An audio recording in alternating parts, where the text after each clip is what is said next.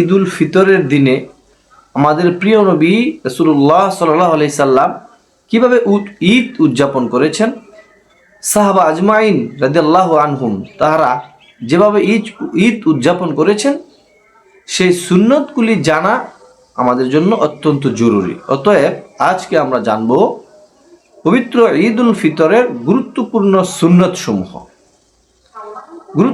সুন্নতসমূহের আলোচনায় আমরা প্রথমেই বলতে পারি, গুরুত্বপূর্ণ একটি সুন্নত হলো পবিত্র ঈদুল ফিতরের চাঁদকে অন্বেষণ করা।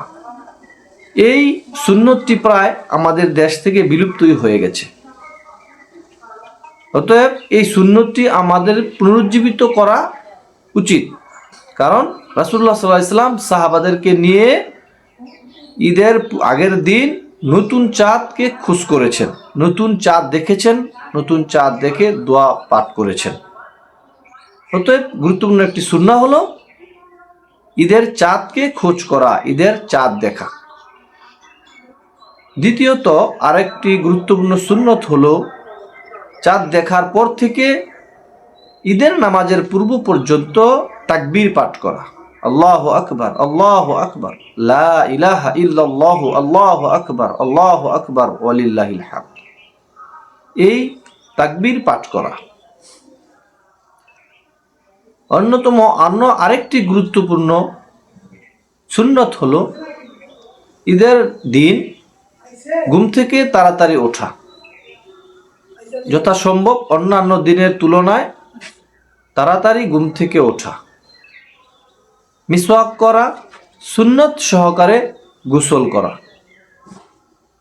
আর গোসলের পর নতুন জামা কাপড় পরিধান করা।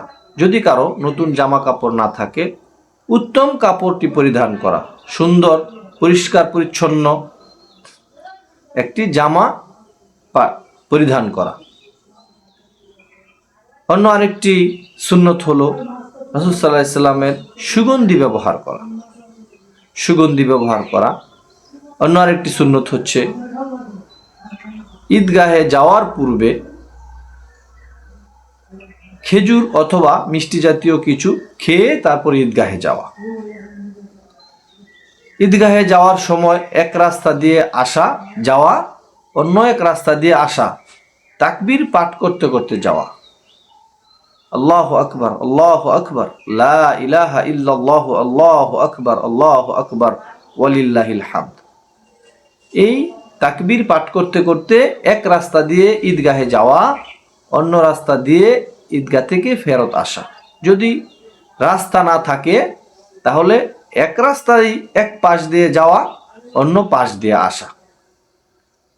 ঈদুল ফিতরের অন্যতম একটি সুন্নত হলো ঈদুল ফিতরের নামাজের পূর্বেই ফিতরা সদকাতুল ফিতর আদায় করে দেওয়া।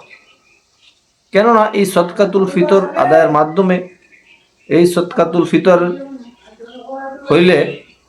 দিলে গরিব, মিসকিন, অসহায়, দরিদ্র যারা আছে তারা ঈদ উদযাপন করবে। অতএব নামাজে যাওয়ার পূর্বেই সদকাতুল ফিতর আদায় করে দেওয়া। অন্য একটি সুন্নত হলো শুভেচ্ছা বিনিময় করা, ঈদের শুভেচ্ছা বিনিময় করা।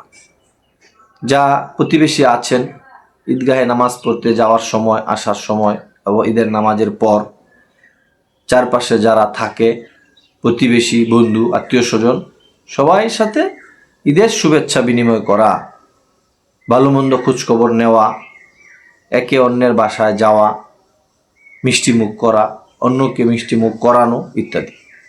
রাসূল সাল্লাল্লাহু আলাইহি ওয়াসাল্লাম এই কাজগুলি করতেন। অন্য একটি গুরুত্বপূর্ণ সুন্নত হলো ঈদগাহ মাঠে ঈদের নামাজ আদায় করা। আমাদের দেশে পরিস্থিতি অত্যন্ত ভয়াবহ যে আমরা ঈদের মাঠ খুঁজে পাই না, অথচ ঈদের নামাজ আদায় করা, মাঠের মধ্যে ঈদের নামাজ আদায় করা সুন্নত। ঈদের নামাজ মসজিদে আদায় হবে, তবে সুন্নত আদায় হবে না। অতএব আমাদের উচিত প্রত্যেকটি সুন্নত যথাযথ আদায়ের মাধ্যমে পবিত্র ঈদুল ফিতর উদযাপন করা। তাহলেই আমরা আল্লাহ তাআলা সন্তুষ্টি লাভ করতে পারবো, আল্লাহ তাআলা রহমত লাভ করতে পারবো। আল্লাহ তাআলা আমাদেরকে তৌফিক দান করুক। আল্লাহুম্মা আমিন।